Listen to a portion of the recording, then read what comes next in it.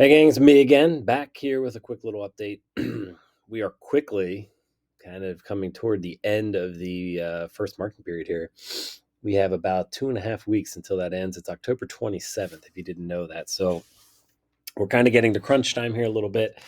I wanted to go through module 3 of the course, which in my opinion is the most important of all of the modules that students will go through. It talks all about what has to take place up in here. All right. And it's our risk management, or what we call the IPDE process, sometimes referred to as IPD, where it's basically decision making. All right. If you think about it physically, it's not too challenging to drive a vehicle, right? With the exception of, using our hands and a little bit of hand eye coordination with our feet using the pedals. There's not too much that's going on physically demanding. All right. It's more of up in here making sure that we have everything clicking when we're driving. And that's where things like cell phones and eating and those types of distractions kind of cause some unsafe driving situations. So I'm going to talk you through this module here a little bit. Then I'll talk about what's going on in the course here a little more. So this module is a little bit lengthy for good reason. Again, it's the important information that we're talking about. There's an assignment here that talks about making risks, good risks, bad risks, things of that nature. Information all about this IPD process or IPDE process, an ed puzzle dealing with it. Let me talk about following distance. So I want to mention this. I always like to mention this to parents because I think it's something that has kind of changed. At least I'm getting older and I don't remember it being this way. So when I learned to drive, which is 20 some years ago, we were always told to be so many car lengths behind another vehicle. And I can honestly say I really never understood what a car length was, right? I mean, I know what a car length is, but when I'm driving down the road, how do I measure car lengths? Right? It was something that I thought was challenging. And honestly, I think that was kind of the case for a lot of things. So what we've gone to now is we've gone to a following distance of time. And the time should be somewhere at least 3 seconds, if not 4, in good weather conditions. If there are bad weather conditions, that number should get even higher, maybe even double. All right. So, easy way to do this if you're unsure of how to know how far away you are from a vehicle, as you're following a vehicle, you find a fixed point on the side of the road. Let's say a sign or maybe a tree, whatever it is.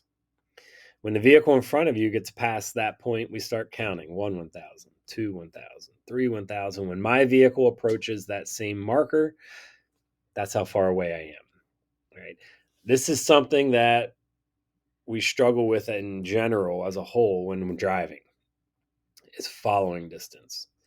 Right. And I can't tell you how many times I've been on an interstate and there's people traveling 80 miles an hour and they might literally be this far away from the vehicle in front of them. Right. If something goes wrong there, there's a pretty good chance that we might have a collision. Right. So we want to be 3 to 4 seconds, pushing 4. This is one of those, even if your son or daughter doesn't have their permit yet and they're in the car, you can say, hey, how far away do you think I am from that vehicle in front of you? Right. And understanding that distance is really, really important. All right. There are statistics all over the place that say if we have good following distance, we would eliminate a high percentage of crashes that occur. Right. And unfortunately, we just don't do that. So that's my following distance little speech. The 6 zones surrounding our vehicle, we have a front, the rear, the right front, right rear, left rear. We have different ways of seeing in those. Obviously, in the front, I can just turn my head. For the rear ones, we have our side mirrors and then we have our rear view mirror. Being able to use those, make sure they're adjusted properly is going to be really important. This talks a little bit about that. There's a video here. It's kind of a powerful video. It was actually done by I believe, an insurance company. And it talks a little bit about or shows a scenario or a depiction of a scene that's kind of common and how distractions can affect that. The IPDE process, I wanted to quickly go over this, and I'm going to give you a visual that goes with it here in a second. It stands for identify, predict, decide, and execute. Right? Those are the 4 things that are constantly occurring as we drive down the road. Again, as an inexperienced driver, a lot of students don't really think about things in advance. They wait until they actually happen. Right? Using this process is going to hopefully speed up that decision making. It's something as an experienced driver we do real fast. As a new driver, not so much. So I'm going to take you through how this works. This is a common scene that a lot of us have seen, right? We're driving down the road, whether it's day or night, doesn't matter. And we see a deer in the side of the road. So for identifying, I'm driving down the road. This is where I'm looking for clues of something that might go wrong. Right? It could even be something as simple as seeing that curve ahead. Right? I identify that sign. In this case, we identify a deer. Right? We've all been there before, probably. All right. The next part, we're going to predict what's going to happen. So I'm going to predict that deer is going to cross in front of me. Right? I think we've all been there before, where all of a sudden there's a deer jumping out. This is kind of our hypothesis of what's going to happen.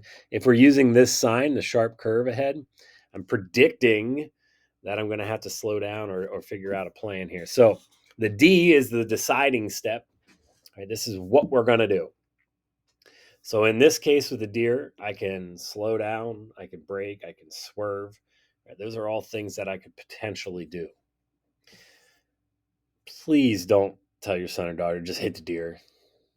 Bad things happen. All right. I know I won't go there. We're not hitting the deer. The last part, the E, the execute. This is what we are physically doing in our vehicle.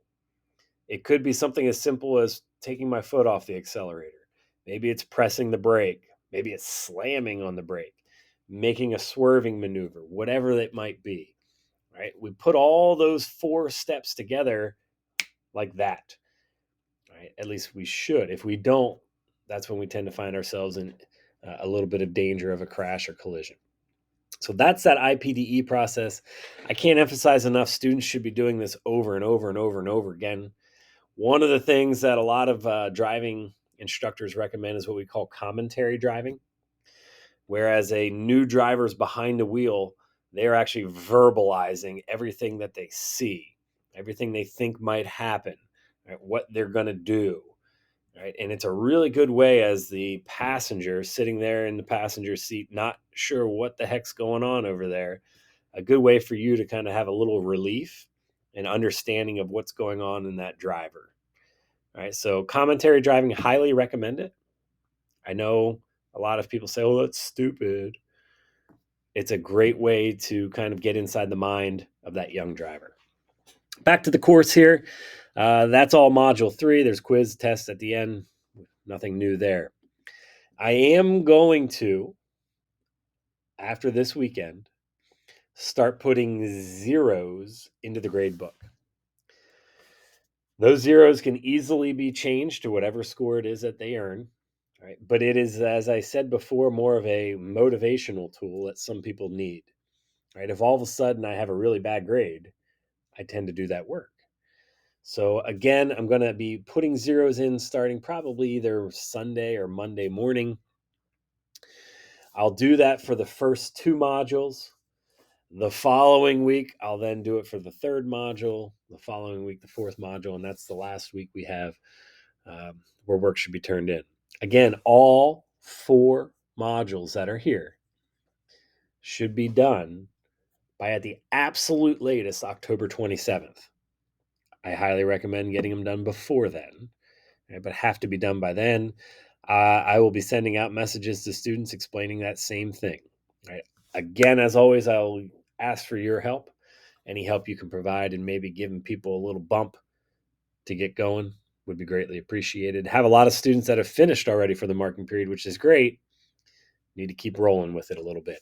If you have questions, if anyone else has questions, please send me a message.